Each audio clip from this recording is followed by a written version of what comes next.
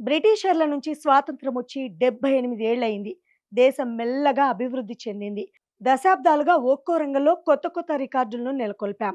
Advanced టెక్నాలజీతో పాటు AI వంటి వాటితో అనేక కొత్త విషయాలను క్రియేట్ చేస్తున్నాం. అంతరిక్షంలోకి రాకెట్లను పంపుతున్నాం.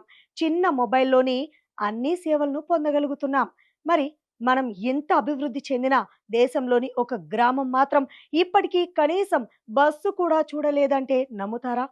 కరెంటు లేని ఊళ్ళు ఉన్నాయేమో కానీ బస్సు రాని గ్రామం అయితే లేదని అనుకుంటున్నారు కదా. హిమాచల్ ప్రదేశ్లో ఓ కుగ్రామం ఉంది. ఆ ఊరి పేరు తుమన్. స్వాతంత్రం వచ్చి ఇన్నేళ్లైనా ఆ ఊరికి ఒక రోడ్డు లేదు, ఒక్క బస్సు రాలేదు. దీంతో వారంతా అష్ట కష్టాలు పడ్డారు. ఎంత ఎమర్జెన్సీ అయినా నడుచుకుంటూ వెళ్ళారు, లేదా చిన్న చిన్న బైక్లతో తమ అవసరాలు తీర్చుకున్నారు. కానీ ఇప్పుడు ఆ కష్టాలన్నీ తీరాయి.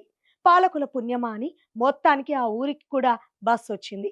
78 ఏళ్ల తర్వాత మండి జిల్లాలోని షాకెల్డ్ తుమన్ మధ్య రోడ్డు నిర్మాణం పూర్తి కావడంతో బస్సులు ఇతర వాహనాల రాకపోకలు సుగమమయ్యాయి.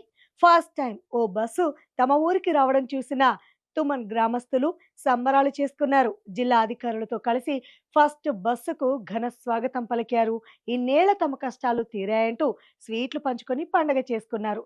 పాపం, ఇన్నేళ్లు ఎంత కష్టపడి ఉంటారో కదా.